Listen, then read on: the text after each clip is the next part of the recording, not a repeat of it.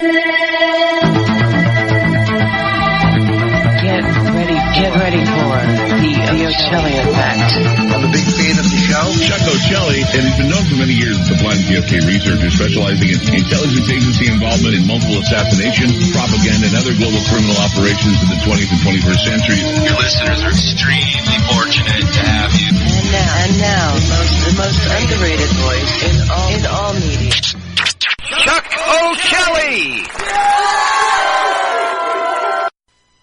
March 18, 2019, allegedly, according to that thing we call a calendar, and this indeed is the O'Celly Effect, broadcast live from the facilities of O'Celly.com and also heard in a variety of other places, including further on down the stream by your fondle slab of choice, your applicable application, and all that good stuff when you go out and get the podcast later on. But we are live on a Monday, or a moon day as it were, and that means, generally speaking, actually, believe it or not, we are up to part 20 with Jordan Maxwell, which has been a series on religion, fielding a lot of questions from you guys, but also going forward with some of the information that Jordan already had locked and loaded before we ever started, of course, even in now what will be 40 hours. Can you believe that? When we're done tonight, Jordan, 40 hours of discussion on this. We have not covered all of modern Western religion, not even close. But anyway, let's start out this way and ask you how you're doing. Well, I think okay. We'll find out as we go along. We'll see where I am. I think I'm doing okay for the moment. Well, you know what? You guys can always check in with Jordan and see how he's doing for yourself if you like by going to JordanMaxwellShow.com. JordanMaxwellShow.com is the only website that is Jordan Maxwell's, number one. Number two, you can go over there and join the Research Society, get in a lot deeper on this topic and many others that Jordan has covered over the years. Of course, there is new material being added all the time. It is huge over there. There's audio, video, books, articles, you name it, in the Research Society. But why did I say you can just check in and see how Jordan's doing? Because you can email him there. And it is the only website that is actually Jordan Maxwell's, and therefore you email there, you're going to actually get in touch with Jordan. Also, there's a PayPal donation button over there. And, things like that. So you could contribute to his well-being while you're asking him how he's doing, too. How about that for direct response? No, it couldn't hurt at all. Be nice. And of course, I encourage you guys to do so. I'm a member of the Research Society myself. There's a one-time fee for doing that. Now, that money goes to the webmaster to help continue that project because there are multiple terabytes of information still to be uploaded to the Jordan Maxwell Research Society. But it is a work in progress, right, Jordan? That's right. There's tons of stuff coming yet. And we've got enormous amounts of material, pictures and documents and research papers on all kinds of subjects, and especially pictures showing you in your face what the symbols mean and where they come from in the churches and what they actually mean, and then all the dark research going on behind government and banking and military and education. All the dark stuff that we're not being told ever is on my website, on the research website. Right. And you can also join the research website for one-time contribution. Just one-time contribution gives you a lifetime subscription. Right, and like I said, I'm over there. I got to tell you, every time I go in, I learn something new. Now, there are a lot of visual images, but there's also audio, like I said. There is a couple of video pieces, links to some things that are not often discussed by anybody else. Gee, I wonder why. And tons of illustrations of all sorts. So, and not just on religion, but there is a deep section on religion over there as well in the Research Society. But in the public section, like I said, JordanMaxwellShow.com, there's a public section, there's the private section, there's also just, hey, interact, email Jordan, make a donation, whatever. And there's a couple of videos you can stream as well. Anyway, all of that, and we'll talk about that a little more. But we got to get on with this episode here, because this is the 20th. I can't believe that we've done 20 this way. Now we've done other shows. You and I have had other discussions. One of them was quite amazing and was brought up to me recently, where it seemed like we really, it should be like the A episode as opposed to one of this, because we spent a lot of time on religion. And one of the topics which came up during that show was the concept of angels. Now, this person who has been listening that far back wrote to me and said, I've been going through the series on religion with Jordan, and he also informed me there was a problem with one of the links on my website. Thank you. Anyway, he's telling me about it, and he says, you guys started discussing angels and the voice of God, and who hears it and why, and these different examples. And what I'm wondering is, because Jordan sees that there is a code within the scriptures, and that there is a legitimacy to the story being told, that there is an entire coded reality to all of it. I mean, obviously the character, the Christ character being represented in the heavens, and many of the other figures in the Bible being represented in the heavens, all of that. But when men are recounting that they have actually had interactions with the voice of God and with angels who have arrived with messages, what does Jordan think of that? Is that part of the coded reality? Is it nothing more than a metaphor? Or is there a mixture of stories to be told here? And that's the overall question that came together. Well, in the this answer is piece. that we are combining apples and oranges and fruits and bananas and everything else, because everything in the Bible has a different origin. And so when you're talking about angels, it has nothing to do with what you think it does. It has something to do with the phenomena where the spirit world can talk to us. But that spirit world is not necessarily angels. The word angel simply means a messenger of El, and El in Hebrew is God. So an angel is a messenger of El or a messenger of God. But if you want to hear God and talk about the voice of God, the Bible in the book of Job says that when you hear God, God talks to us through thunder. So you have to be in an electrical storm and you see lightning and thunder. When you hear the thunder, according to the Bible, that's the voice of God. God is talking to you. And that's what it says in Job 32. I think it's the 32nd chapter. It says, God thunders wonderfully with his voice, and he throws down his lightning to the earth, and it's frightening, it's fearful for us to see. And it's a wonderful phenomenon where he thunders with his voice. So we know that the God of the Old Testament is being patterned off of Zeus, because he was a god of lightning and thunder, and he threw his lightning bolts down to the earth. And they said in the ancient world, in mythology, that Zeus thundered with his voice. So you'd have to wait till there's a storm before God's going to talk to you. And so I don't know if you know that or not, but the old God of the Bible, as far back as the book of Job, was actually the god Zeus. The god Zeus thundered with his voice and threw his lightning down to the earth. That's what the scripture says. Right, and we've had to spend quite a bit of time on Zeus and the Greek and the Roman pantheons, because guess what?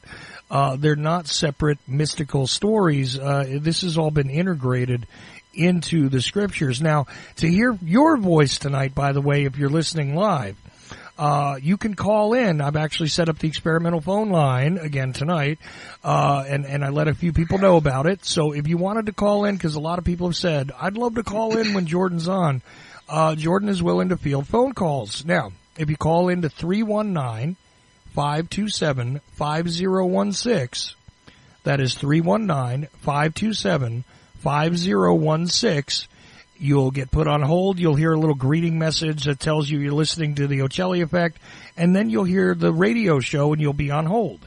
I'll see you on a switchboard and I can bring you into the conversation directly.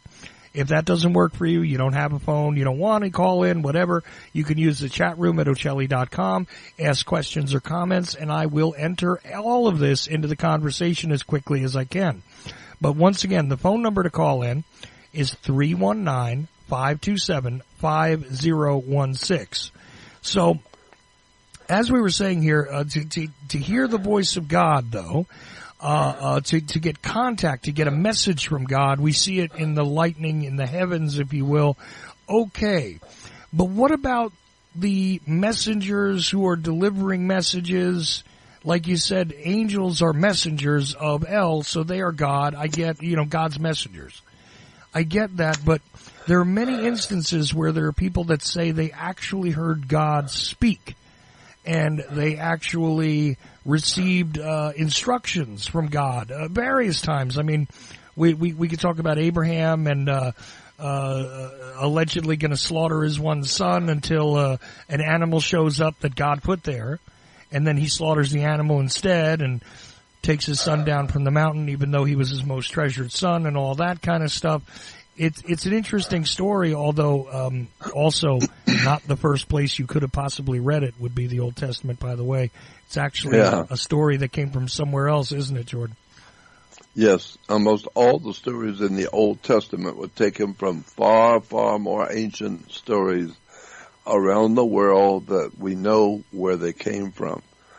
The flood of Noah's day, that was an ancient story that's gone around the world in all kinds of cultures for thousands of years before it would have been put in the Bible.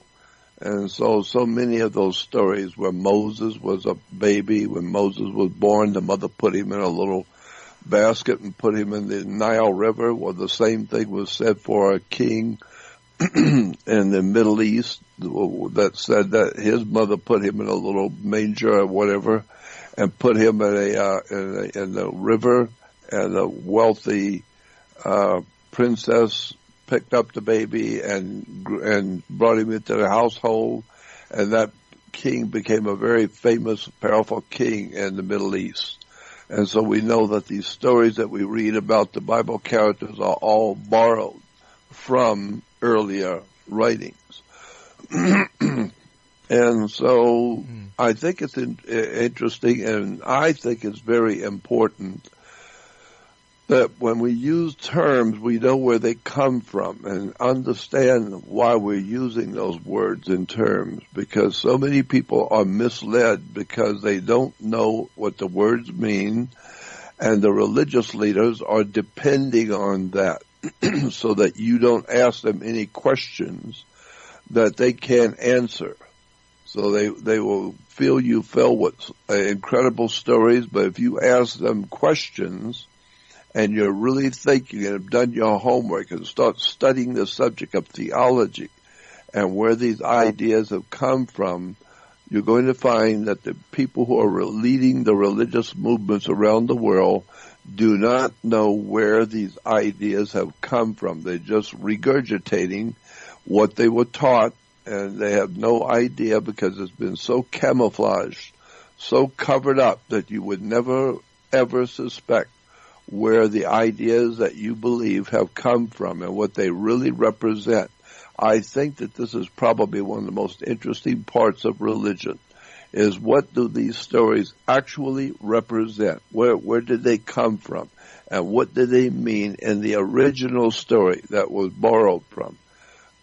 And when you start doing that kind of research, checking to see where these ideas were first expressed and what did they mean then, and now see how we're looking at them today and accepting them today, you will see we really need to go back and do our homework. So that's what I try and do. I try and get people to think about what they say they believe and tell you the truth. And I know that doing that, sometimes you can make an enemy, but like the Apostle Paul said in the scriptures, am I supposed to be your enemy because I tell you the truth? Or have I become your enemy because I told you the truth? And that's exactly what happens when you tell people things they don't want to hear. you are no longer their friend. They don't want to hear from you again because you are causing them to wake up, and they're not interested in waking up. They want to stay where they are and believe what they want, and they'll be happy. And so if you come in, I've used this illustration before. If you were sound asleep and you're very, very tired and you're very deeply asleep, and someone comes into your bedroom quietly and slips up close to your bed and turns on a 600-watt bulb next to you, it's going to startle you, and you're obviously going to move your head away from the light and guard your eyes so the light won't hit your eyes because it's too bright. And that's what happens when you tell people something they don't want to hear. They turn their head. They don't want to hear it. They put their hands up in front of their eyes. They don't want to see it. And why? Because if you're telling them the truth is light. Light and truth are one of the same things in the Bible. So if you're going to tell somebody something, you're going to enlighten them. And most people don't want to be enlightened. They don't care to know. They want to be happy with doing what they're doing, and it's not important to them. It's not really that important. And so they just want to believe what they want to believe. It's not important to know the truth, unless, of course, when you die, if you're going to come before a creator and be judged, well, that's different. But that's your problem. You'll find out when you leave this world what's going to happen to you. But I have always wanted to know the truth because the truth will set you free. And believe me, it's an incredible story about when you start looking into where these ideas that are written in religion, spirituality, and the Bible and the holy books, where they came from and what they actually mean, and how they are still being misunderstood today. For thousands of years, we've been misled. And Christianity especially, and Judaism Jewish religion today has no idea in this world where the precepts and concepts and belief systems in Judaism actually came from. And I have said before that if you knew where these ideas have come from and what they represented when they first came on the scene thousands of years ago, you would be shocked to know what you are involved in. You would be totally shocked to understand what you are involved with. And so many of these stories have to do with sex, pornography, violence, bloodshed, murder, incredible dark stuff that's being promoted in religions that we don't even know what the words mean. And and I've given you some examples, like the Jews today in Jerusalem. They are praying at the Wailing Wall. And if you watch the Jews who are at the Wailing Wall, watch them on the television or on YouTube, watch the Jews at the Wailing Wall. When they're praying, they're bobbing back and forth, bobbing back and forth, back and forth. Why? Because they're having sex with God. That's what it symbolizes. And so most Jews don't know that. And the reason why they're at the Wailing Wall is because they don't know that there is not the wall of King Solomon's temple. They think it's King Solomon's temple. It's not King Solomon's temple. It is a Roman temple built by the Romans. Has nothing to do with God or the Old Testament or the Holy of Holies, none of that. King Solomon's temple. King Solomon's temple, I'm telling you, if you want to know, it can be proven if you just do the research. King Solomon's temple is the Great Pyramid of Egypt. It's called the Pyramid of the Sun. And Sol, Om, and On, O-N, is the name of the city in Egypt that the Greeks call Heliopolis. Heliopolis. Heliopolis is Helios, which is a Greek word for the sun. Opolis is a city. So it's called the city of the sun. The Greeks call that one city Heliopolis. But it was really originally called, if you go to the dictionary, look up the word On, O-N. On is the name of the city Heliopolis in the ancient Egyptian. So when you take the three names for the sun god in ancient Middle East, the ancient Egyptian and Middle Eastern area of the world, you've got King Sol, S-O-L, which is the sun, Sol. Om, in the Hindu, is the god of the sun god, who gives energy to the earth. And On, O-N, is the city of the sun in Egypt. So it's Sol, Om, On. And therefore King Solomon, or King Solomon, is the Great Pyramid of Egypt.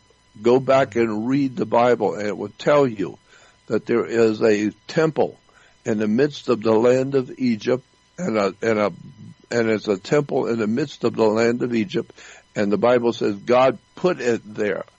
God put this temple in Egypt between north and south of Egypt. And now we find out that the temple, and it's an altar at the border and a temple in the middle of Egypt. And so for many years we were looking at two different ideas, that there would be an altar in the midst of the land of Egypt and a temple at the border. Now we've come to find out that no, the altar in the middle of the land of Egypt was on the Great Pyramid. The Great Pyramid itself sits exactly in the midst of the land of Egypt, or in the middle between the upper and lower Egypt. There were two Egypts in the ancient world.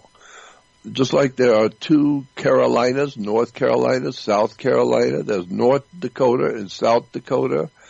And so there were two countries, two different Egypts. And so where those two Egypts met is at the Giza Plateau. And where you draw the line between the northern Egypt and southern Egypt is directly cut right through the pyramid we call the Great Pyramid. And so the Great Pyramid is Solomon's temple. You need to wake up and get out of your misery and start learning where these ideas have come from. And you've actually been there too, haven't you? I've been there 3 times. I was actually blessed in the king's chamber by a Kemite priest. I've been there 3 different times and spoke in Cairo about the religion of the ancient Egyptians. And so, speaking of that, here's an interesting thing, because the seminal figure in Judaism would be Moses, according to most people, right? I mean, he's the beginning figure, right? I mean, he's the not necessarily the first figure, but one of the most key figures, right? So it's an interesting thing, the way the story of Moses begins. Now, I might be a little rusty on my Old Testament, but when they are putting to death all of the children, right? Because, under a certain age, they're putting to death all the children. Now, supposedly, according to some stories, it's because the Savior is about to arrive. The Mashiach, the Messiah is going to come. So the king doesn't want to challenge to his authority, supposedly, right? This is the way it's told in churches, anyway, in Christian churches. That Moses was placed in this basket and placed on a body of water and floats down and is picked up by a queen later, or some member of the royal family in Egypt, a princess, royal family princess, right? Later, and all of that, and that's like the beginning of his story. So a question kind of comes across here, where if you notice that there's a similarity, but also a disconnect with one of those again Greek stories, because Perseus is, the rage of the king, right? Who later becomes this other figure in Greek mythology. But anyway, is going to put to death the queen because she's giving birth to someone who has been divinely created through sex with Zeus and herself. Let's be blunt. And the baby is then placed in an ark of sorts, right? Same kind of thing, on a body of water. And now in Perseus's case, he's found by a fisherman, and then he becomes a demigod, and there's a whole story there. But it seems like there's bits and pieces that have similarity and then turn away from the original story when it comes to the Greek thing, which means to me that we got to go further back than the Greek to get the original story, and maybe it would be a little more similar to the story of Moses. Is there a figure before Perseus that? Well, I'm sure there was a proto-Moses in those ancient stories, but the important thing to keep in mind for today is that Moses, in point of fact, is an Egyptian word. It has nothing to do with Hebrew at all, or Jewish at all. It's an Egyptian word, and it simply means something. Moses means something. It means the son of. And this is why you have, in the ancient world, you would have your name, and then there will be a middle name, which is called Ben in Hebrew, and then your father's last name. So we have people, Jewish princes, who were called Judah ben-Hur, if you remember that. Judah ben-Hur. Ben is the son of. So when you say Judah ben-Hur, Judah would have been the man's name, and he was the son of his father, whose name was Hur, H-U-R. So he became known as Judah ben-Hur. And so Ben in Hebrew means the son of. Well, in Egyptian, Moses means the son of. And so Moses, as an actual person, never really lived. There was no such a man as Moses. But Moses, we know now, scientifically we know, that Moses was a leader of a lunar cult. Moses was a god that was named in relation to a moon cult, moon worshippers. And today, we still have Moses as an important leader of the Hebrew people who have all their holy days and count their days and their calendar from sundown to sundown, from 6 in the evening to 6 in the next evening is the Hebrew day. Why? Because that's when the moon comes out, is at sundown. And so you would not have, and so Christians, we have our our days of holy days during the daytime when the sun is out, because we're worshiping God's Son, the light of the world, as a risen Savior. And of course the sun is your Savior. And so if the sun doesn't come up, we're all dead. So obviously the sun is your Savior, and that's why we have Christians worshiping during the day. Right. But the Jews have their holy days after sundown, because that's when the moon comes out. It comes out after 6 o'clock, so therefore they start their day with the coming of their God each day, and he comes out from the heavens. He comes out, and now he will preside over the earth for 12 hours, the moon. And so the moon was considered a deity by the ancient Hebrews, and today they'll still tell you, Jews will tell you today, that their calendar is referred to as a lunar calendar. Right. Christians have a solar calendar. So today Judaism is really a continual smorgasbord of religious beliefs. And it's just, the more you look at it, if you're intellectually honest and look at every single belief system in Judaism and take the time to trace it back, each one, it will take you years to do that, you will begin to see where all the ideas in Judaism have come from. And one of the most important gods today in Judaism at one time was the moon. It's still there. They still have remnants of the moon worship. But today, the main god in Judaism is the planet Saturn. Saturn is Lord of the Rings. And that's why you have the Jews in Hollywood making movies about their god, Lord of the Rings, because Lord of the Rings is the planet Saturn, and Saturn is the god of the Hebrews today. The Jews on the earth today worship Saturn. Saturn is the Lord of the Rings. You know, it was fascinating, Jordan, when I lived in an Orthodox Jewish community that was it was slowly becoming dominant. The Orthodox Jewish community within this certain area that I lived, but it was like a split kind of thing where half of the community was Orthodox Jewish. Exactly as you describe, on Friday night, okay, when the sun set on Friday night, that was it.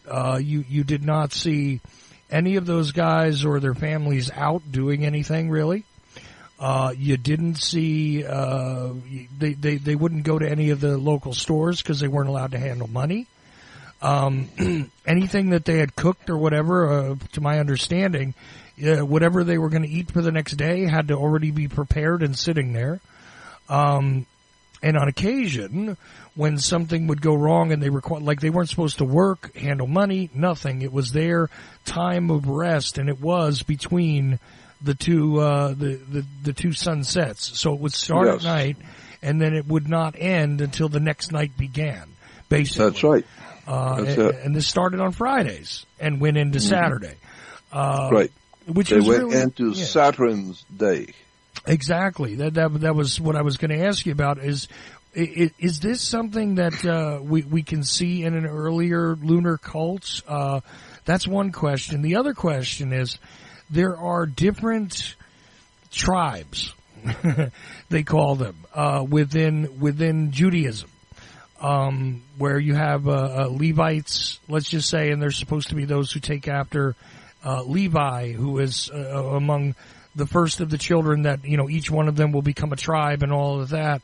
Do we see a difference between them in that, there's cantors and all that kind of stuff, but is there a difference between the different cults of the moon that still exist between them, like within these sort of separations? Go ahead. First of all, though, there is in fact no 10 tribes of Israel exist. That's just a story. It's an ancient fable, not based on actual history at all. So when you hear people talking about the 10 tribes of Israel, the lost 10 tribes of Israel, there was no 10 tribes of Israel. It never happened. There was no ancient Israel, period. There was no ancient Israel, period. Therefore, there was no ancient 10 tribes of Israel. And so the 12 brothers of Joseph are the 12 signs of the zodiac. The 12 stones and the breastplate of the high priest it was symbols for the zodiac, the 12 signs of the zodiac. And so the zodiac plays a very big part in Judaism and Christianity. And so that can be traced back in Christianity and Judaism to Hinduism. The Hindus are the ones that were promoting this idea of the symbols of the zodiac, and there were 12 tribes of Israel. No, there wasn't. There were 12 signs of the zodiac. There was no 12 tribes of Israel. Israel did not exist, supposedly as Jacob, and they called him Israel.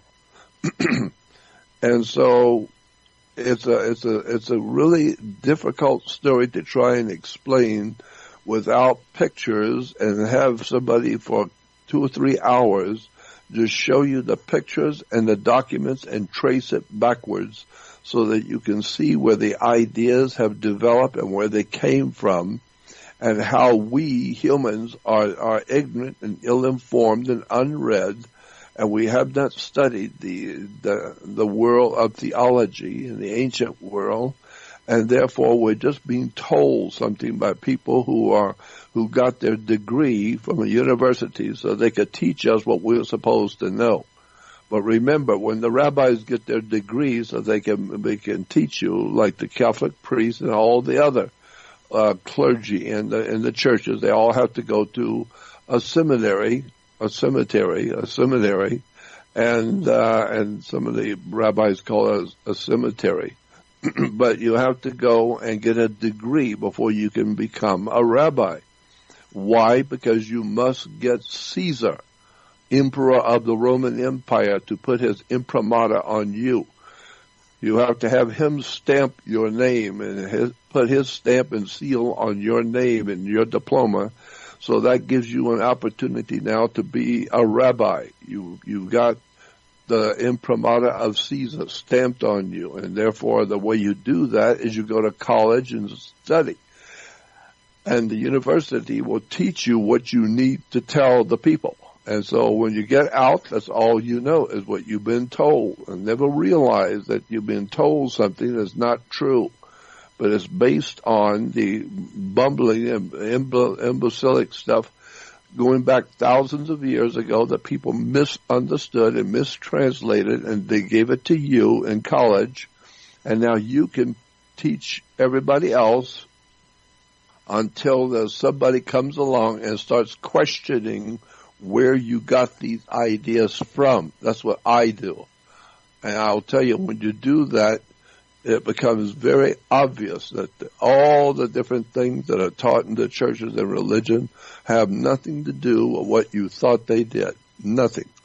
Most of the stories in all religion, including Protestant Christianity, the Baptists and Presbyterians and Episcopal and all of the Protestant religions, are preaching ideas and philosophies and ideas and concepts and words which has to do with perverted sex. It has to do with sex, drugs, and rock and roll. It's an incredible story about what religion has done to the human family. And you would never suspect when you're being told these stories, you would never be able to figure out where they came from unless somebody taught you and showed you where it came from in the ancient world and what these ideas actually mean. Then for the first time you will begin to see what you've gotten yourself involved in, something that was totally over your head. Just like in a courtroom, you have to have a lawyer speak for you because you don't know what the words mean in a court of law. It's called legalese, not English, legalese. You have to know when a judge is saying something, the words he's using, and the words that the attorney is using. You can't use those words. You need to shut up and let the attorney speak. He's your mouthpiece. Why? Because he's been taught in university what to say and how to say it. If you say something you think you're answering a question, you can go to jail. Nobody asks you. And so that's the same thing in religion. This is why you have judges who, when they walk out, the bailiff says, all people rise, everyone rises. And then when the judge sits down, everyone can sit down. And the same thing when a Catholic priest or the bishops or any of the high officials in the Christian church come out, everybody rises. And when he is ready to officiate over the Mass, everyone sits down. It's the same idea. There are 3 steps high. On all the altars always have 3 steps to go up the step to go onto the altar. That's the first 3 degrees of Freemasonry. It goes back to ancient secret societies and occult orders. And we're not being told anything about where these ideas have come from. And again, I'm just telling you to know the truth, and the truth will set you free. And that's what I'm trying to do on my website, is to bring up all the points that have not been explained and tell you where they come from and why you believe what you do and what it all means to you. So that's what we do. That's what I do. Right. No, and you have absolutely been at the forefront of it for a long time. It's funny. I was discussing with somebody earlier this week that a lot of the ideas that people hear out there were first heard from you, really, and in one way or another have been echoed and repeated. Some people have learned, and some people have stolen stuff from you, but they're out there doing it one way or another. I mean, I don't support theft from you, obviously, but some of the people who have gone on and learned from those who have stolen from you have still learned the something of value, which is interesting. It's like no matter what they do with this, and no matter how they try to corrupt it, the work that you're doing has a life of its own, and yes. So that's something to keep in mind. I've been talking about this idea of understanding the hidden words and terms and the hidden symbols and what they actually in fact mean and where they've come from. I've been doing this since 1959, which is actually 59 years ago. Next year it will be 60 years I've been out talking to audiences and trying to educate people on radio and speaking at conferences around the world, trying to explain to them, wake up and understand that you do not know where things have come from. Your government hasn't told you. Your religions haven't told you. Always question authority, because the word authority comes from the word author. And so question, who is the author of this word? Whatever it is you're telling me, who first wrote it? Where does the author come from? You know, and so you say, well, here's the law. The law says this and the law says that. I quickly say, who wrote this law? Was it an Englishman that wrote the law? Was it Arabic? Who wrote this law? Who was it? What was his name? And tell me about this person that wrote the law. How great was he in life?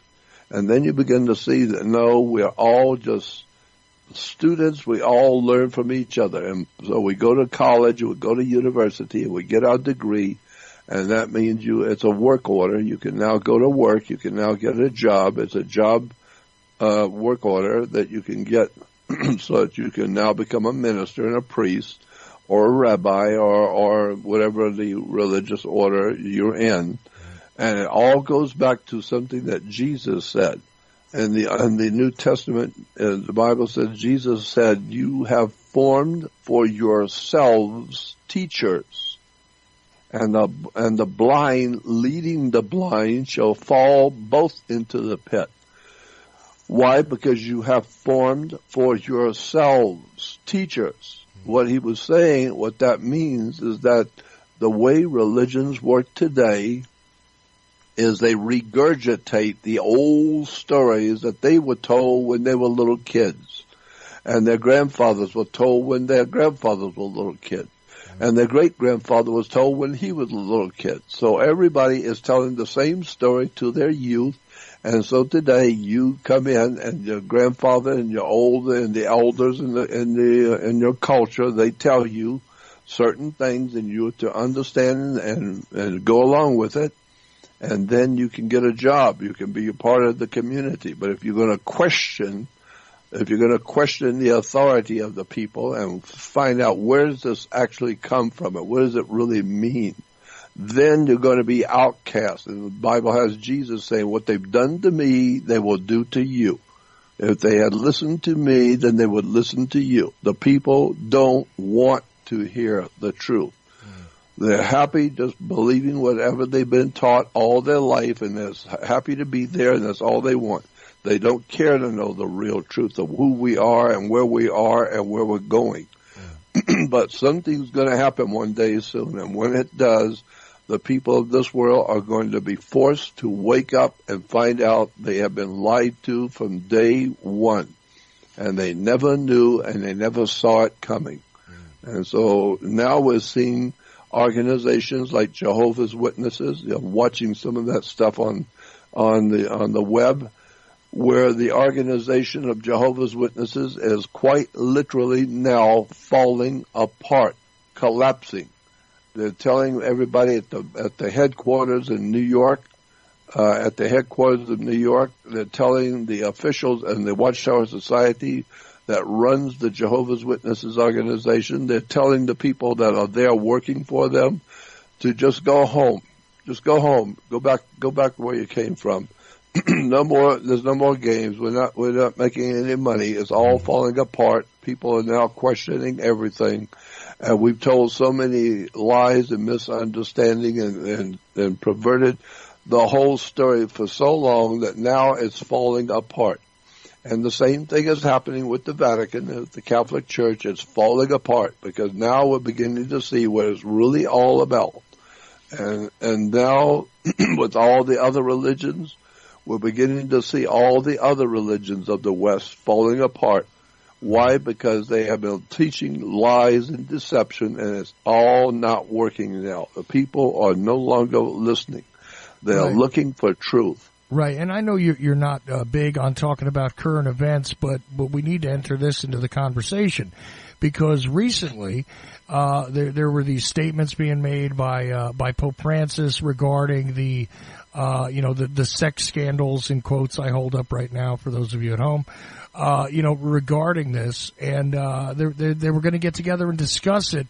But he said right up front that that effectively the statement seemed to indicate, look, not much is going to get done here.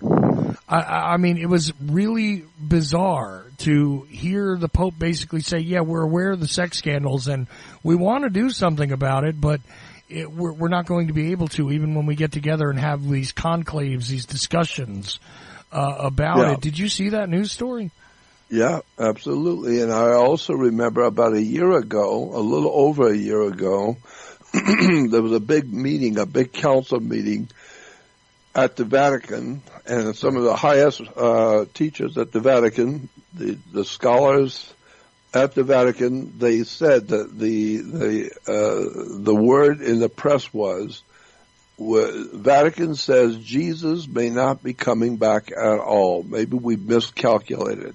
We've miscalculated, and I don't think he's going to be coming back to this world at all. That's what the Vatican said. Go back and look for it on the web. The Vatican officials said that Jesus may not be coming back. We've made a mistake.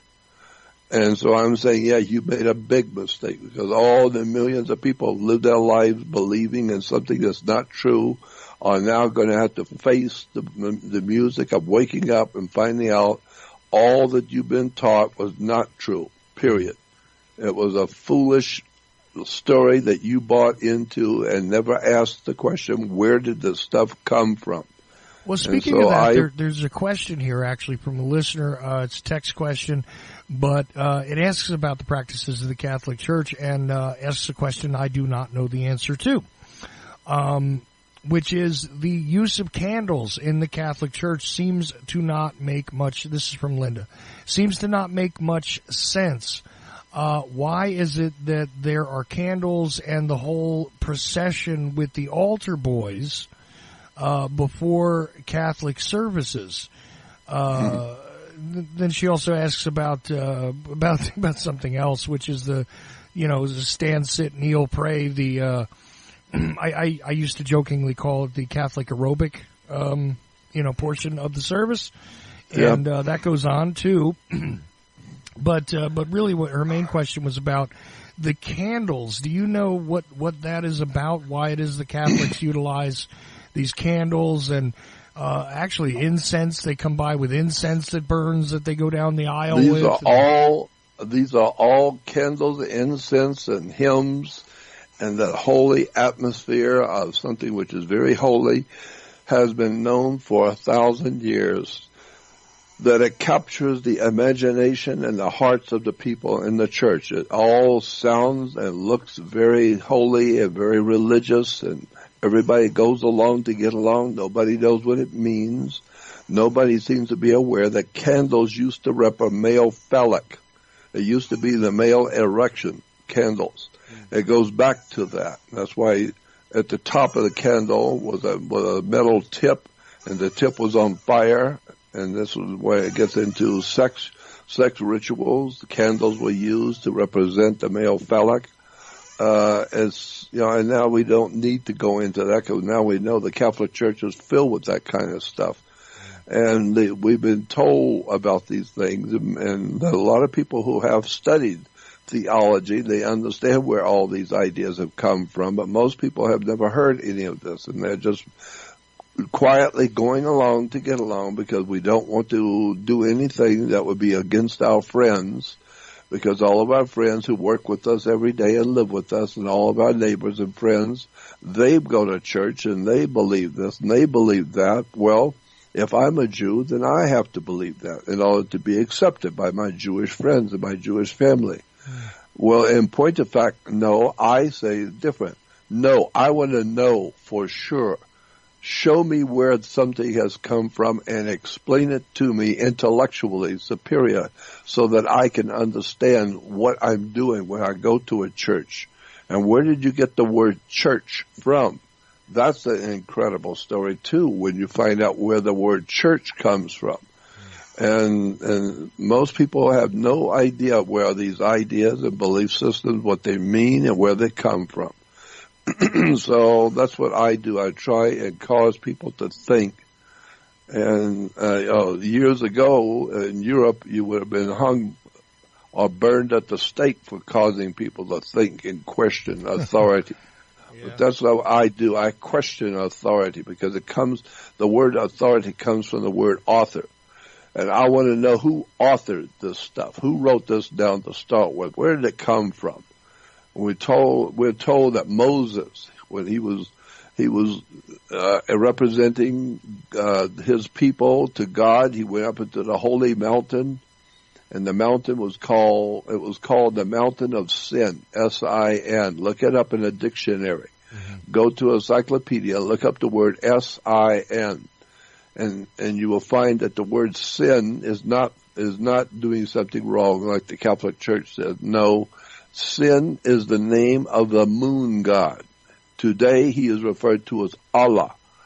But Allah is actually original name going back thousands of years. His name was Sin. S-I-N was a moon god. And he lived in a mountain. And of course at 6 o'clock in the evening you would see the moon rising on the horizon coming from the east. If you were in the west, you're watching it come from the east. It rises within the mountains. There's a mountain range in the Sinai, and the moon comes up from the mountain. And so the ancient peoples in Egypt, they believed that the moon lived inside the mountain. And at 6 o'clock, he comes out to dominate the world. So if you're following the moon and moon worshiper, then he is your God, and his name is Sin. And Ai was a mountain. And so you put the mountain and the moon god of the mountain, which was Sin, and Ai. It becomes Mount Sinai. No, Mount Sinai is not holy. It's the mountain of the moon god whose name is Sin. Sin, Ai, the god of the mountain, the moon god. Mm-hmm. Comes out at 6 o'clock. That's why Mount Sinai is so important to the Jewish religion. The Jews do not know, like they don't know about the Wailing Wall, they don't know about Solomon's Temple, they don't know a lot about Judaism, because nobody is bothering to tell anybody. The handful of rabbis that may know, they're not going to tell you nothing. I've been told by rabbis, we're not about to talk to the Jewish people and tell them what the real story is. We got to have a job too, and everybody has a religion. I was told that many years ago by a very prominent rabbi. He said, give me a break. Everybody has a religion. Catholics got a religion, the Protestants got religions, Buddhists, everybody's got a religion. Well, give me a break. I'm a Jew, and I have to have a religion, so I got a religion. And so I asked him, well, when you look at the different religions, you have Christianity, which has Father, Son, and Holy Ghost. Why do you have three divine persons in one God? It's because you're talking about the sun. The sun, when it comes up in the morning, is newborn. When it hits 12 noon, it's the Most High God, because it don't get any higher than high noon. So it's the Most High, and then at night it is leaving the world, and it's going to leave this world in the hands of the Prince of Darkness. The Prince of Darkness in the ancient world, in the ancient Egyptian world, was called Set, because they noticed it got dark at sunset. And so today we still keep the same terms, sunset, and God's Son is born in the morning. He's born in the morning. He grows to full growth at 12 noon, and now at 12 he's educating everybody on the earth, because if you can't learn anything at noon, you're never going to see it at all. And so that's why today you have three major religions, Judaism, Christianity, and Islam. Three religions. And in the ancient world, you had in Egypt was Osiris, Isis, Horus. And in Catholicism is Father, Son, and Holy Spirit. In Hindu is Brahma, Vishnu, Shiva. Always three gods in one. Right. And so it goes all the way back to it. And then, of course, the Jews have to have a religion. So they got Abraham, Isaac, and Jacob. Right. A triune Godhead. Abraham, Isaac, and Jacob. And then you find out there was no Abraham. Abraham never lived. There was no man named Abraham. Wake up and understand you've been had. You've been believing something that wasn't true. And you've never done the research to find out if it was true. So now wake up and realize there was no Abraham. Abraham goes back to, in the Bible, his name was not Abraham originally. It was called Abram, A-B-R-A-M. Right. A-B was father, and R-A-M is a ram. Abram becomes Abraham later. But originally we confront in the Old Testament, Abraham was Abram, A-B-R-A-M. A-B is father, and ram is a ram. And so when you begin to see how that plays into Abraham, and then you go into India, and you will see that there was a priesthood in India that still exists today. And they are known as God's chosen people. In India, the term was God's chosen people was the priesthood of Abraham. Abraham, or what is called Abram or Abraham, was God's chosen people. But those priests were called the followers of my mind is so filled with this stuff I can't even remember the words. Are you talking about what they commonly call the Brahmin? The Brahmins, correct. Yeah. The Brahmins. The Brahmin priesthood were God's chosen people. And they were told, the Brahmin, part of the Brahmin religion, if you were a Brahmin priest, you were told don't have anything to do with the ordinary common people in the street. Stay way away from them. They're untouchable. Don't touch them. Don't have anything to do with them. Why? Because they're beneath us. We are very highly intelligent, spiritual people. We are the workers of God. And these people in the street, they're not worth 2 cents, the whole bunch of them. So leave them alone. They're untouchable. And so today we still have those ideas about the priests in Israel and people of Israel telling you that they are God's chosen people, just like the Brahmins. And the reason why is because their father was Abraham, no a Brahmin. And so a Brahmin gives us today Abraham. Right. No, this is all the linkage that one needs to see to understand where these things originally come from. Now, there's a couple of questions that arise here, and we're probably going to get into them in the next hour, but I think we're going to take a break coming here. Why? Because it's too big of a subject to get into. You know, we talked about these three major religions, right? They do seem to be strategically placed against one another.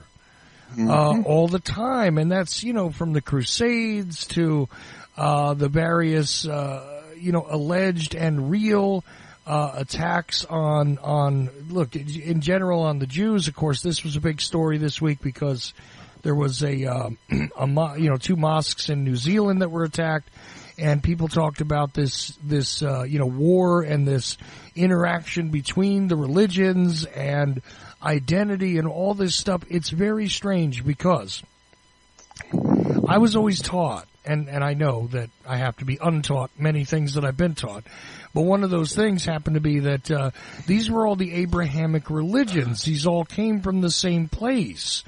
There should be a kinship, if you will, That's between Islam and Judaism and Christianity. But that's not the way it plays out. And so in the next hour, I want to get your thoughts on that. But I'd also like to get your thoughts on a question which comes in from a listener regarding the cross itself. Because they argue that this is a symbol which existed before Christianity. And I know the argument well, and I'm sure you know what we're talking about here. But I think that both of these things need to be gotten into in the next hour. I want to talk first about the struggle, if you will, between the three alleged Abrahamic religions that seems to be constantly stoked by governments and everything else at all times. You know, it's a battle of cultures, a clash of civilizations, even. Yep, you're right. You know, and it's weird because if you believe what it is they teach you on the surface, you would think, again, these would be natural allies, but not necessarily so. No. Jordan Maxwell is with me, and we're going to get into those questions in the next hour. Plus, if you want to call in, I'll give the number here and probably again at the top of the next hour, 319-527-5016. That's 319-527-5016. 5016. Jordan Maxwell is with me.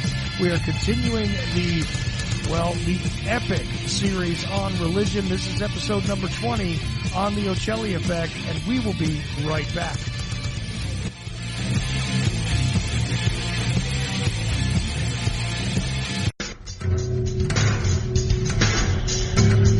WallStreetWindow.com. Gold, silver, the stock market. WallStreetWindow.com. The brilliant author of The War State brings you exclusive reports about the big changes upcoming in the markets. WallStreetWindow.com. Perhaps you're invested deeply. Perhaps you're not in deep enough. Maybe you're thinking about getting started. WallStreetWindow.com. Michael Swanson, the brilliant author of The War State, understood these trends professionally for many years, and now he gives you the benefit of his knowledge. WallStreetWindow.com. Go there now.